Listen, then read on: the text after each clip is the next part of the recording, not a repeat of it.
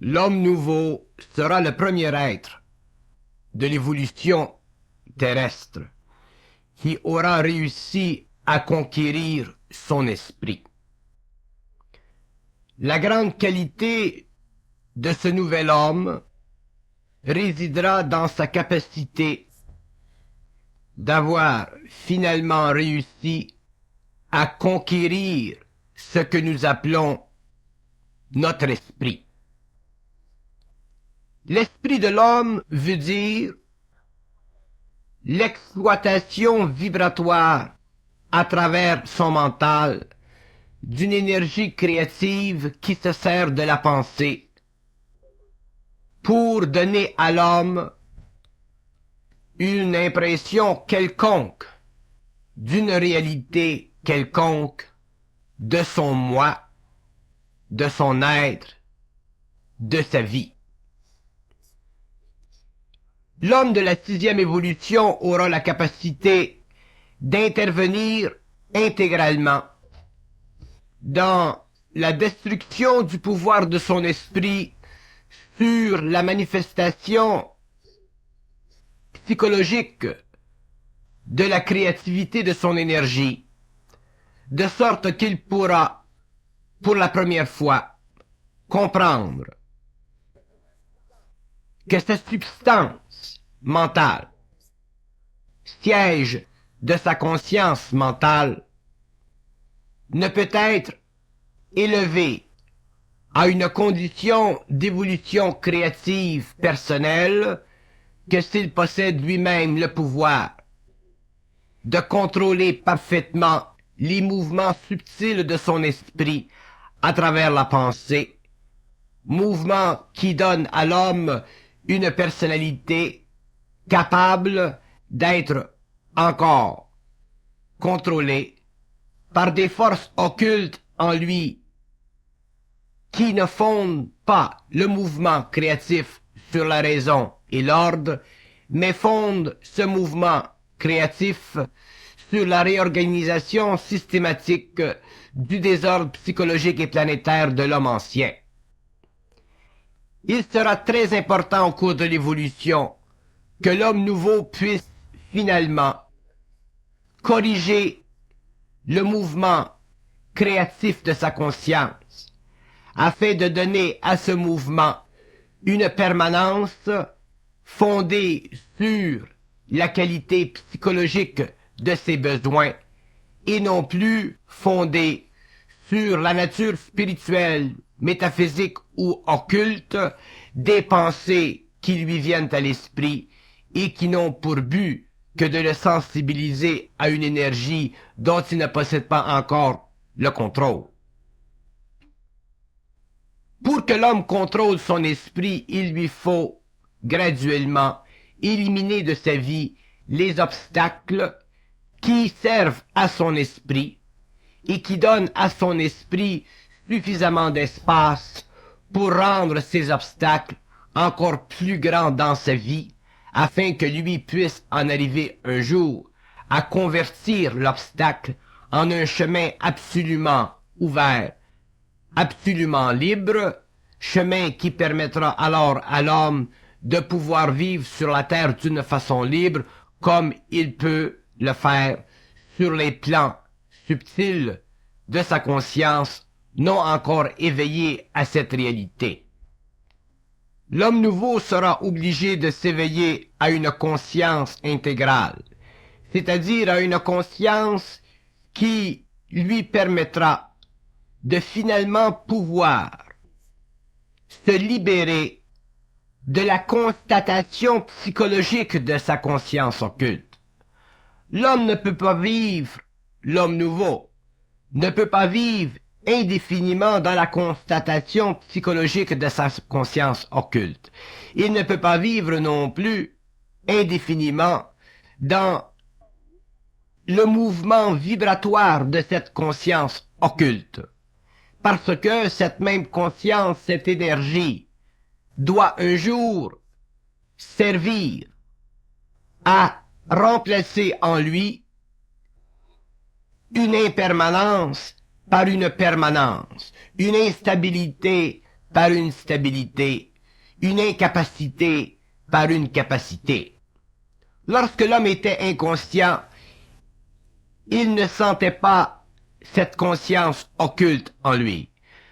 Lorsqu'il passe de l'involution à l'évolution, il prend conscience de cette conscience occulte en lui et elle crée en lui une transformation profonde. Elle soulève constamment des obstacles et elle rend sa vie de plus en plus difficile.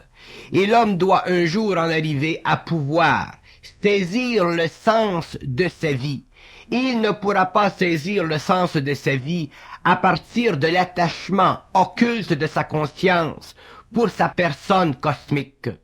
L'homme doit prendre contrôle de son esprit pour la première fois. Il doit être capable de finalement résoudre le problème que crée l'éveil de la conscience et se donner sur le plan matériel suffisamment de stabilité à tous les niveaux afin de pouvoir finalement arrêter,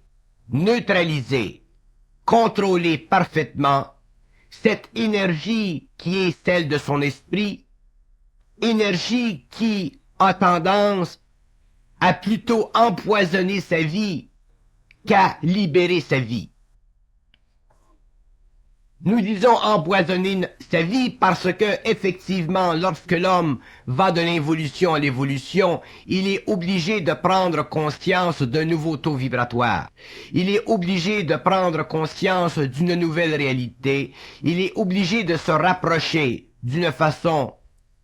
occulte d'un plan d'énergie qui lui a toujours été voilé, avec lequel il n'a jamais pu faire de connexion. Mais l'homme nouveau, le nouvel initié de la Terre, l'homme de la nouvelle évolution, doit prendre conscience éventuellement que sa relation avec cette partie occulte de sa conscience doit être un jour parfaitement stabilisée, parfaitement intégrée.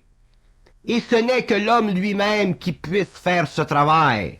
Ce n'est que l'homme lui-même qui puisse réellement un jour découvrir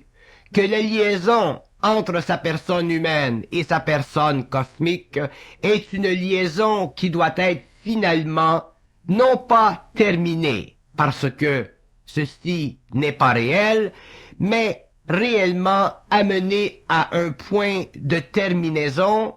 un point où l'homme n'a plus besoin, après avoir vu, de revoir ce qu'il a vu. Ceci est extrêmement important parce que la définition de l'homme nouveau n'est pas seulement une définition de la réorganisation psychique de sa conscience, elle est aussi une définition de sa capacité personnelle de finalement pouvoir renverser complètement le pouvoir de son esprit sur sa conscience personnelle. L'homme nouveau est un être qui doit devenir absolument catégorique dans sa vie, absolument capable dans sa vie de se dissocier d'une puissance qui maintenant fait partie de sa vie. Il doit s'en dissocier, non pas dans ce sens que cette puissance n'est plus en lui, au contraire, mais il doit s'en dissocier dans ce sens qu'il doit éliminer de sa vie psychologique les éléments qui, pour une raison ou une autre, ne sont pas capables de voir et de réaliser que l'homme, le mortel, est important, très important et plus important que quoi que ce soit qui puisse lui enlever la capacité sur la terre d'être créatif et bien dans sa créativité.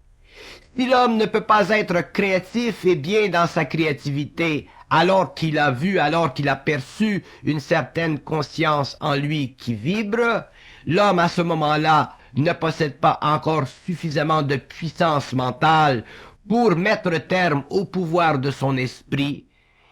afin de pouvoir lui-même commencer à vivre une vie nouvelle. Il n'y a aucune condition dans la vie humaine, dans la vie du mortel, qui puisse être imposée au mortel à partir de l'invisible. Ceci est une illusion totale, c'est une illusion que l'homme un jour devra comprendre, s'il veut un jour être capable de vivre sur la terre d'une façon qui convienne parfaitement à la nature même de sa réalité personnelle et transpersonnelle.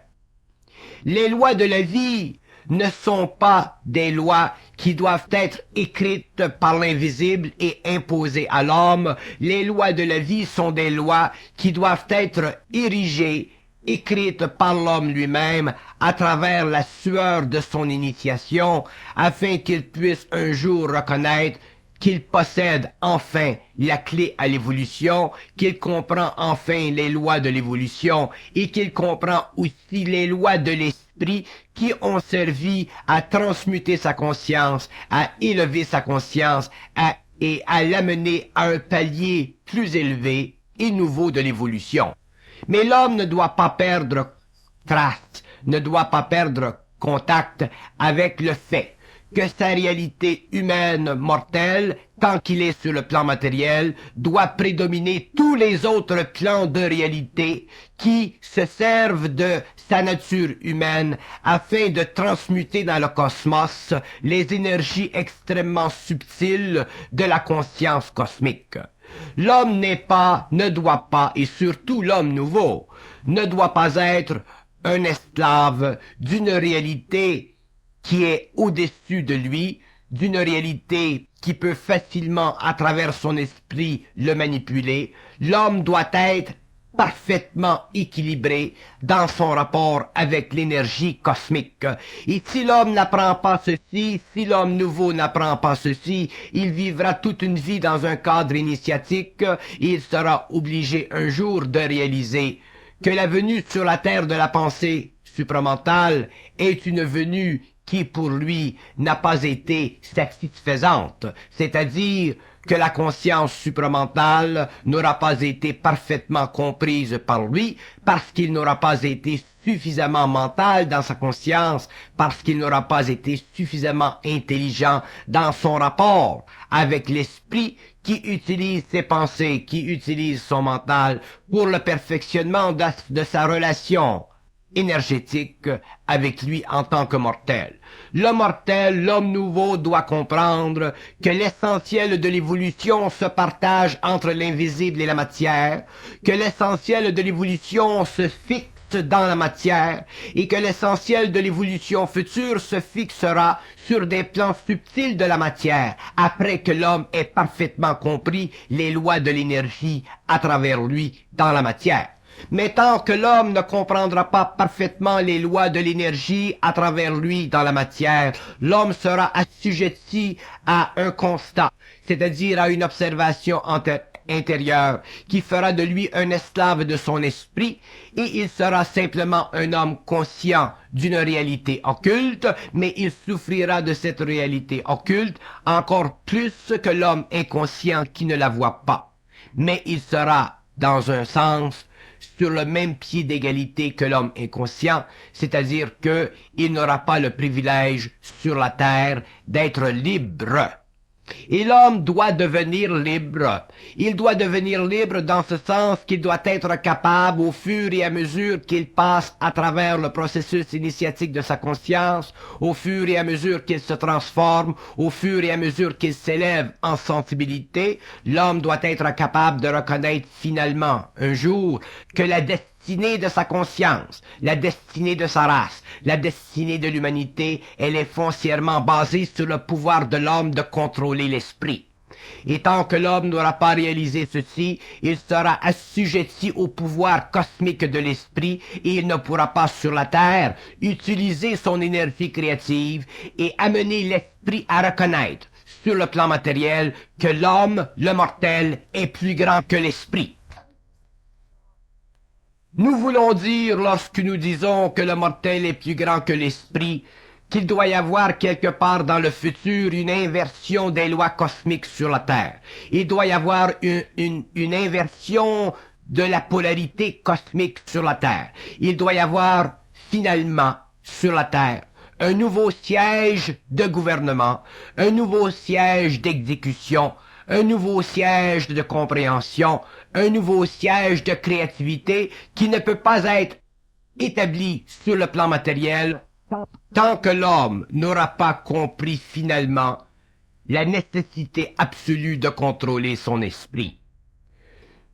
Nous ne comprenons pas réellement encore suffisamment ce que nous voulons dire par le mot esprit, parce que pour nous les hommes, alors que nous sommes les produits de l'évolution, l'esprit encore est lié dans sa définition à des aspects qui font partie de notre mémoriel. Mais ces aspects sont une illusion inouïe, elles sont une illusion totale, et l'homme un jour devra finalement reconnaître qu'il n'existe en lui qu'une réalité énergétique et que cette réalité énergétique, quelle que soit la forme qu'elle prenne, quelle que soit la forme qu'elle se donne, quelle que soit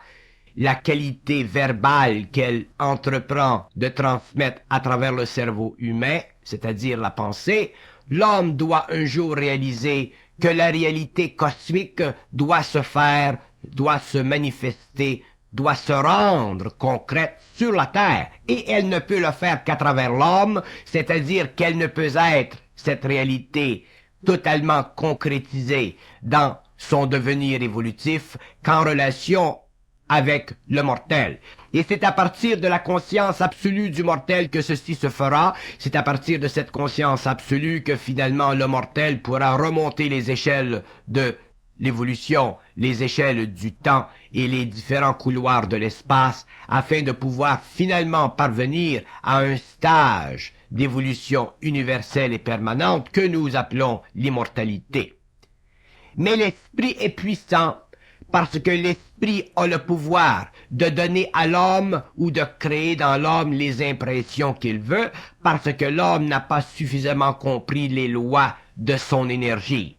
L'esprit a le pouvoir d'interférer avec l'évolution de l'homme parce que l'homme n'a pas la capacité encore de contrôler parfaitement cette énergie. L'esprit a le pouvoir d'influencer l'homme d'une façon positive parce que l'homme n'a pas encore suffisamment la capacité de renier sa descendance avec l'esprit et de prendre parfaitement le contrôle de son ascendance avec le centre cosmique et universel de l'île du paradis. Autrement dit, l'homme doit réaliser qu'un jour, il doit retourner à la source de la création, il doit retourner à la source de toute la création de la forme, et il doit être capable un jour de se véhiculer par des moyens totalement occultes vers des endroits dans le cosmos qui font partie intégrale du lien parfait et absolu entre l'esprit, c'est-à-dire entre l'énergie et les aspects inférieurs de la création que nous appelons l'homme, c'est-à-dire le mortel.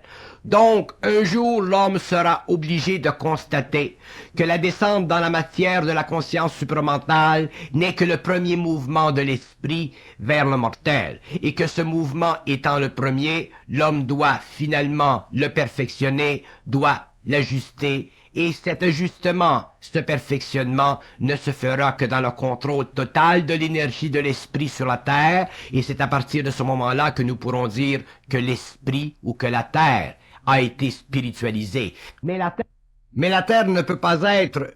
spiritualisée seulement par le contact ou le mouvement de l'esprit à travers le mental de l'homme, parce que l'homme doit être capable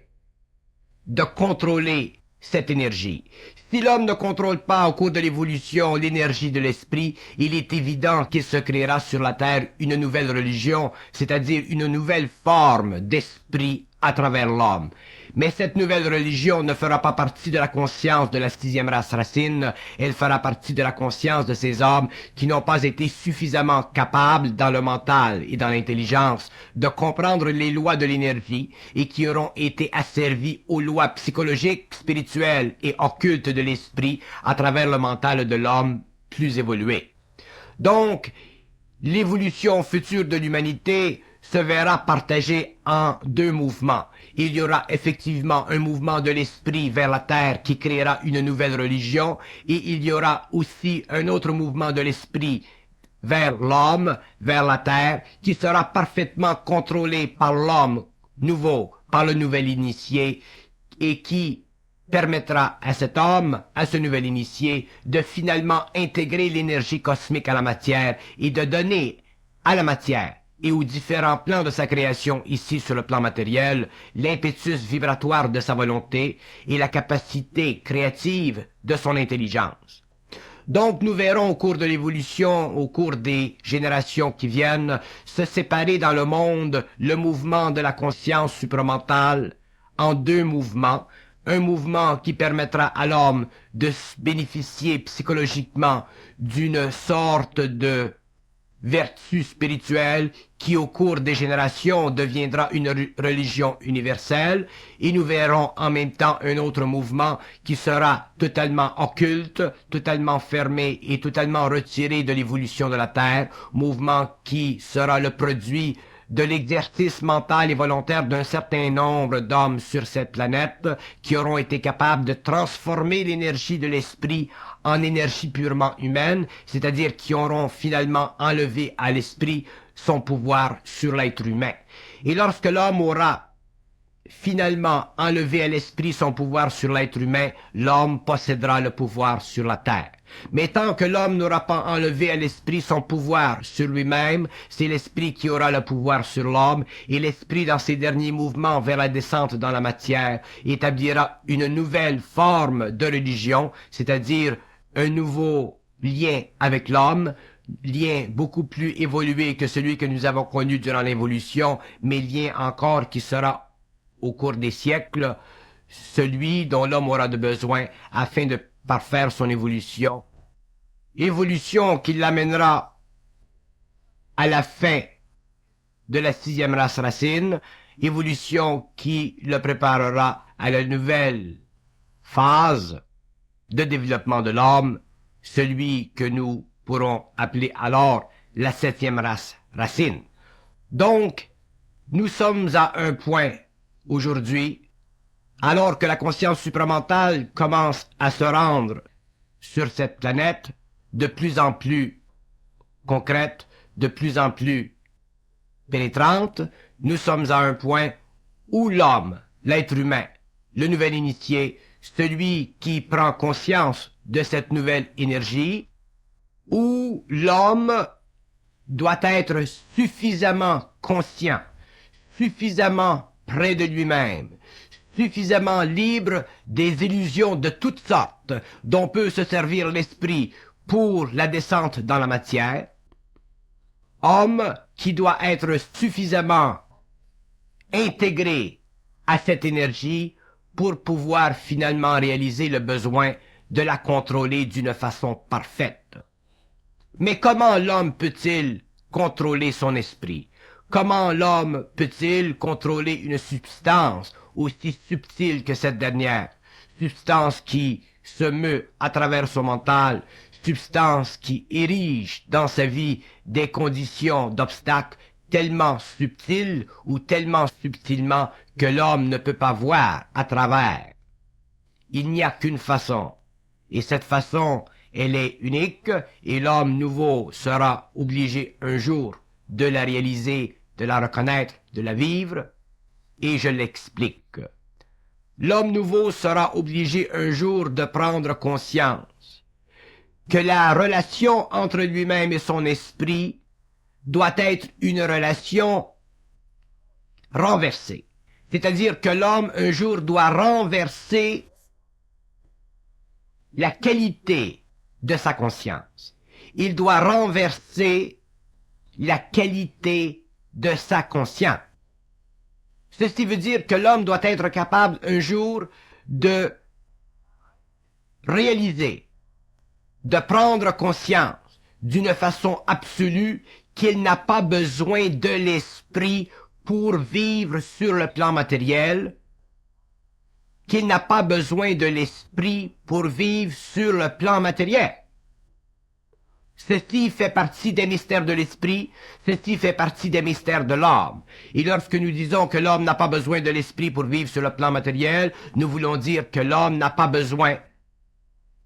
des mouvements subtils de l'esprit à travers son mental, c'est-à-dire à travers son mental qui pense, pour pouvoir vivre sur le plan matériel et bénéficier sur le plan matériel de l'énergie de l'esprit. L'homme doit un jour se dissocier psychologiquement, symboliquement de la valeur psychologique des pensées dont se sert son esprit, dont se sert son esprit pour véhiculer à travers lui, à travers le mortel, des plans d'action qui coïncident avec d'autres aspects cachés dans l'esprit pour la pénétration de plus en plus grande de ce dernier dans le mental de l'homme. Autrement dit, l'homme doit finalement constater que la direction de sa vie, le mouvement de sa vie, ne peut être créé que par l'intégration de l'énergie de l'esprit et non pas dans la relation de l'énergie de l'esprit avec son ego psychologique. L'homme doit réaliser que ce que nous appelons de l'esprit n'est qu'une forme psychologique que nous avons donnée dans le passé à une énergie qui prend possession du mental humain à travers le monde de la pensée. L'homme doit concevoir un jour que le mot « esprit » doit s'éliminer de sa conscience, qu'il doit perdre la valeur psychologique, émotionnelle, spirituelle qu'il a toujours véhiculée, afin que l'homme puisse finalement se rendre compte que la liberté dans son mental ne peut être fondée que par l'approportionnement direct et absolu de cette énergie, mais sans le support psychologique qu'elle meut dans le mental à travers la qualité émotionnelle du moi, à travers la qualité spirituelle du moi et à travers la qualité foncièrement universelle du mémoriel humain rattaché au mémoriel collectif de l'humanité. Autrement dit, l'homme nouveau, le nouvel initié, l'homme de demain, l'homme de la 6e évolution sera obligé quelque part de scientifiser son rapport avec l'esprit et finalement de donner à sa conscience humaine les apports créatifs dont elle a de besoin afin de devenir de plus en plus scientifique dans son mental. Et lorsque l'homme sera de plus en plus scientifique dans son mental, il aura la capacité de désintégrer les formes pensées qui ont dans le passé été utilisées pour son évolution, qui ont été dans le passé utilisées pour son perfectionnement, qui ont été dans le passé utilisées pour qu'il se rende compte de l'existence d'aspects plus élevés de la réalité. L'homme nouveau ne sera plus, à aucun niveau, esclave de la moindre pensée lorsqu'il aura compris que la pensée fait partie de l'activité invisible des sphères à travers la conscience de l'homme pour perfectionner son rendement, pour perfectionner sa relation avec ces sphères, et qu'une fois cette perfection rendue, une fois que ce perfectionnement a été établi, l'homme n'a plus besoin de ce mécanisme pour pouvoir percevoir, pour pouvoir créer, pour pouvoir se donner sur la terre la liberté totale et absolue dont il a de besoin afin de pouvoir un jour se rendre à d'autres points de l'évolution, points qui commencent à être de plus en plus intéressants à partir du moment où l'homme n'a plus d'attache avec son esprit sur le plan psychologique. Autrement dit, l'esprit de l'homme, un jour, ne devra être qu'énergie et ne devra plus avoir en lui de coloration psychologique. Un jour, au cours de l'évolution, nous ne parlerons plus de l'esprit de l'homme, nous parlerons de l'énergie dans l'homme. Nous ne parlerons plus de l'esprit dans la matière, nous parlerons d'énergie dans la matière. Nous ne parlerons plus d'esprit dans la plante, d'esprit dans l'animal, d'esprit dans l'homme ou d'esprit dans le surhomme. Nous ne parlerons que d'énergie dans un ou dans l'autre de ces royaumes. Et lorsque l'homme aura compris les lois de cette réalité, il deviendra scientifique dans sa science, il deviendra scientifique dans sa conscience, il aura une capacité infinie de comprendre l'énergie en fonction de son taux vibratoire, c'est-à-dire en fonction de la capacité de désintégrer la forme de l'esprit nécessaire psychologiquement à son évolution, mais maintenant non plus nécessaire parce qu'il aura dépassé le cap de la conscience planétaire pour finalement entrer dans la conscience pure, c'est-à-dire dans cette conscience qui aura été parfaitement intégrée sur la terre et qui aura donné à la terre un nouveau visage, parce que l'homme lui-même possédera une nouvelle vision de la réalité.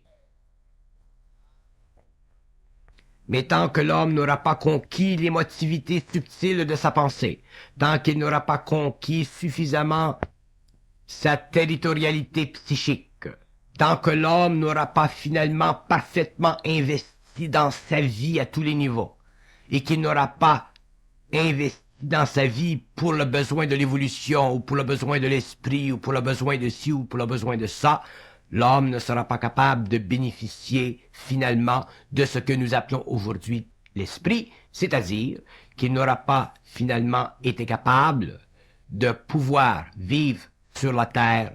comme un être cosmique, c'est-à-dire comme un être réel, comme un être parfait, comme un être qui possède à la fois la clé et à la fois l'ouverture pour cette clé. L'homme ne peut pas être simplement un esclave de la vie. L'homme doit un jour être le nouveau tremplin de la vie. Il doit être le nouveau transformateur de vie. C'est l'homme de demain qui doit créer sur la terre une nouvelle vie. Ce n'est pas l'esprit qui doit le faire. Et ceci, l'homme le comprendra lorsqu'il se sera séparé des conventions psychologiques de l'esprit, lorsqu'il aura finalement compris que la nature de l'homme, la nature du mortel, est une nature qui est à la fois infinie et à la fois planétaire, c'est-à-dire finie, mais seulement dans la mesure où l'homme est capable demain de traverser le mur de l'espace et du temps pour se redonner la permanence de la conscience et continuer son évolution sur d'autres plans, dans d'autres sphères, libre finalement du pouvoir évolutif de l'esprit et capable finalement d'observer, de comprendre d'une façon infinie les modalités vibratoires de cette énergie en dehors des formes utilisées pour la sécurisation de cette même énergie dans le mental de l'homme, ce qui dans le passé avait créé le mémoriel. Donc l'homme nouveau est effectivement un homme nouveau. Il est un homme neuf. Il ne vit plus, il ne sent plus, il ne participe plus à la vie comme l'homme ancien. L'homme nouveau est absolument une nouvelle race. Il est absolument une nouvelle conscience sur la terre. Il est absolument un nouveau venu, si vous voulez, dans le jeu de l'énergie qui dans le passé avait été appelé esprit et qui demain ne sera perçu qu'en termes d'énergie et non plus jamais en termes d'esprit. C'est pourquoi l'évolution future sera très grande. Elle représentera pour l'homme une nouvelle vie. Et aujourd'hui, alors que l'homme est en voie d'évolution, en voie d'intégration, en voie de transformation, c'est le temps pour lui de comprendre, finalement, que la dimensionnalité de sa conscience n'a de valeur qu'en fonction de lui-même. Elle ne peut pas avoir de valeur en fonction de son esprit. Et si l'homme continue à donner à son esprit de la valeur, s'il continue à cause de sa sensibilité, à cause de sa spiritualité, à cause de son inconscience à un certain niveau, de donner à son esprit de la valeur, l'homme n'aura pas la capacité de transformer les derniers aspects de sa conscience universelle sur la terre, et il ne sera pas capable, pour cette raison, de comprendre l'universalité de sa conscience. L'homme doit transformer les derniers aspects de sa conscience universelle sur la terre afin que cette conscience universelle s'éveille dans l'homme, qu'elle prenne position dans l'homme et qu'elle cesse simplement d'être une qualité psychique, spirituelle et psychologique de l'esprit, que cette conscience universelle devienne réellement universelle dans le sens que l'homme aura parfaitement contrôlé ses aspects psychologiques afin de se donner lui-même finalement la libre capacité de vivre sur la terre ou sur d'autres plans sans le moindre besoin psychologique de vérifier sa relation avec le mémoriel cosmique de l'humanité que nous appelons l'esprit. Donc nous disons aujourd'hui que l'esprit réfléchit le mémoriel cosmique de l'humanité et que l'homme doit enlever à ce mémoriel cosmique de l'humanité la particularité de sa propre dimension. Autrement dit, l'homme doit se donner individuellement ce qui dans le passé n'avait appartenu qu'à l'humanité en général sur le plan de l'esprit. Autrement dit, l'homme doit enlever au mémoriel de l'humanité une certaine énergie afin de se donner à lui-même, afin de se créer pour lui-même un nouveau mémoriel qui fera partie demain de son mémoriel éthérique. Et tant que l'homme n'aura pas été capable de se dissocier psychologiquement de ce mémoriel de l'humanité, il n'aura pas enlevé au mémoriel de l'humanité la particularité de son esprit, donc il sera d'une façon continue prisonnier de l'esprit, il ne sera plus maître de l'énergie de l'esprit. Pour que l'homme devienne maître de l'énergie de l'esprit, il faut qu'il se sépare de la mémoire de l'humanité d'une façon totale. C'est-à-dire qu'il faut qu'il ait la capacité, la force intérieure de se dissocier psychologiquement de ce qu'il a su pour pouvoir finalement entreprendre sa voie seule vers l'invisible, vers le non-su, vers l'inconnu. Et cet inconnu, ce non-su, doit être vérifié par lui. Il ne peut pas être donné à l'homme pour être vérifié à travers la symbologie psychique, télépathique ou réflexive de son mental.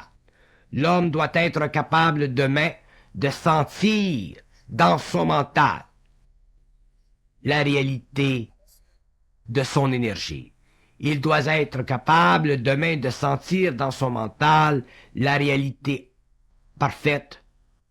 de son énergie. Et ceci ne peut être fait que si l'homme apprend une fois pour toutes, alors qu'il passe de l'involution à l'évolution, à vivre sur la terre d'une façon absolument libre des impressions que puisse créer son esprit dans le mental.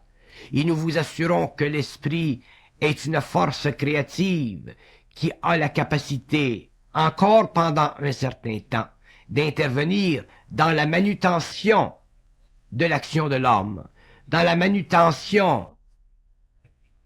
des choses de l'homme. Autrement dit, l'esprit possède encore sur la terre aujourd'hui, même chez l'homme nouveau, la capacité de faire interférence avec sa liberté. Et c'est ceci que l'homme doit surveiller, c'est ceci que l'homme doit prendre en considération, c'est ceci que l'homme doit absolument éviter. Et pour que l'homme en arrive à éviter ceci, il faut qu'il soit parfaitement et constamment éveillé à la nature de ses décisions sur la terre, alors qu'il est en voie d'évolution, en voie d'intégration et en voie de mouvement libre vers l'avenir, vers sa propre destinée. L'homme ne peut plus se permettre, l'homme nouveau ne peut plus se permettre demain de travailler pour le compte de l'esprit. L'homme doit travailler pour son propre compte. Et si il travaille pour son propre compte, ou lorsqu'il travaillera pour son propre compte, il aura pris la mesure de cette réalité et il aura parfaitement mesuré la distance psychologique entre son moi et son esprit, entre son ego et son esprit, entre ses pensées colorées et l'absence de telles pensées dans son mental. Donc l'homme aura une capacité parfaite de mesurer son identité, il sera parfaitement capable de vivre sur le plan matériel en tant qu'être solitaire, c'est-à-dire solitaire de l'esprit, solitaire de la manipulation de l'esprit à travers son mental, solitaire de la capacité de l'esprit d'intervenir dans des moments opportuns afin de créer dans l'homme un obstacle pour que ce dernier le dépasse, afin que l'esprit se rapproche de lui, pour que l'homme puisse, plus tard, être encore plus près de lui. Vient le moment dans l'évolution de l'homme où l'homme n'a plus besoin d'être près de l'esprit, l'homme n'a plus besoin de vivre dans un rapport étroit avec la qualité mentale, la qualité psychologique de l'esprit manifestée à travers ses pensées, l'homme ne doit, demain, avoir avec ce que nous appelons aujourd'hui l'esprit qu'une relation invisible, énergétique, sans aucune valeur morale, sans aucune valeur spirituelle, sans aucune valeur psychologique, sans aucune valeur que pourra utiliser l'esprit à travers la forme afin que l'homme puisse encore demeurer esclave de sa puissance et incapable de rapatrier la puissance de cette énergie vers lui afin que lui devienne le magicien, afin que lui devienne le scientifique réel, afin que lui devienne demain réellement le créateur.